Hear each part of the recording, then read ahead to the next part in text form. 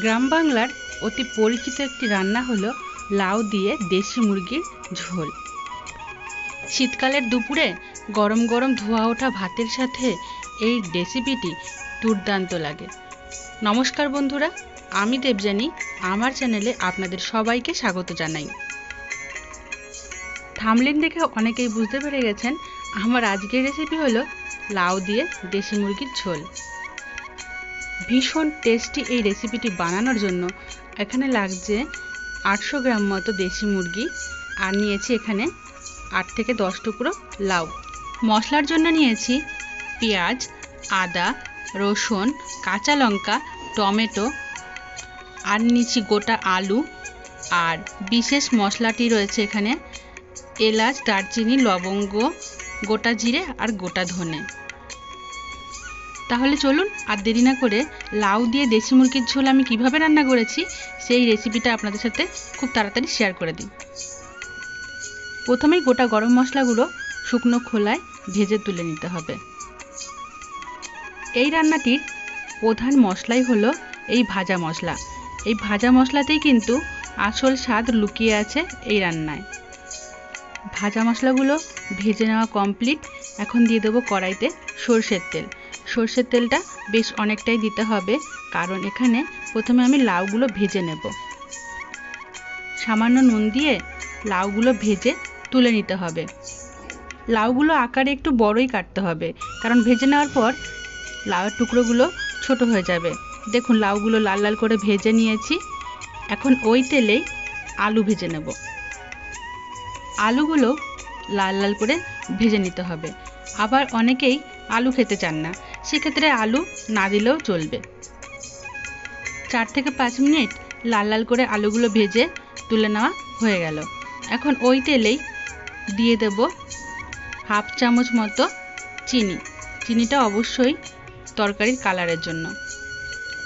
এখন দিয়ে দেব এর মধ্যে 2টো কুচনো পেঁয়াজ।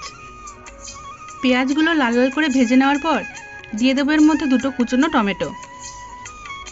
টমেটো নরম ও সেদ্ধ হওয়ার জন্য দিয়ে দেব এখানে পরিমাণ মতো নুন, আর দিয়ে দেব পরিমাণ মতো হলুদ। আমি সম্পূর্ণ রান্নাটি কাঁচা লঙ্কা দিয়েই করেছি।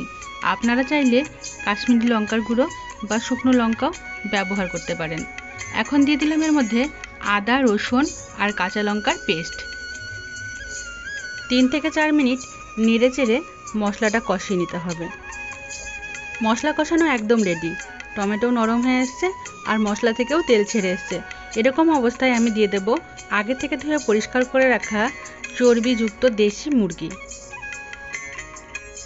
আমি এখানে দেশি মুরগি রান্না করেছি, আপনারা চাইলে ব্রয়লার মুরগি দিয়েও এই রান্নাটা করতে পারেন। মশলার সাথে মাংসটা খুব ভালো করে মিশিয়ে নিতে হবে, আর অবশ্যই মেশানোর সময় খেয়াল রাখতে হবে যেন আঁচ মিডিয়াম টু লো থাকে। 4 থেকে 5 মিনিট কম আঁচে এরকম কষানোর পর মুরগি থেকে নিজস্ব জল বেরিয়ে আসবে।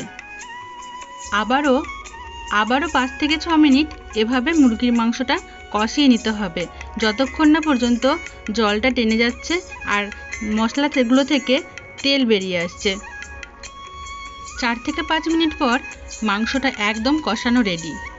মশলা থেকে তেলও বেরিয়ে আসছে আর জলও টেনে গেছে। এরকম অবস্থায় এবার আমি আগে থেকে ভেজে রাখা আলু আর লাউটা দিয়ে দেব। আপনারা চাইলে ঝোল ফোটানোর সময়ও দিতে পারেন, তবে কষানোর সময় দিলে কিন্তু আলাদা একটা টেস্ট পাওয়া যায়। মুরগির মাংস, আলু, লাউ একসাথে 2 থেকে 3 মিনিট কষানোর পর দিয়ে দেবো এর মধ্যে পরিমাণ মতো জল।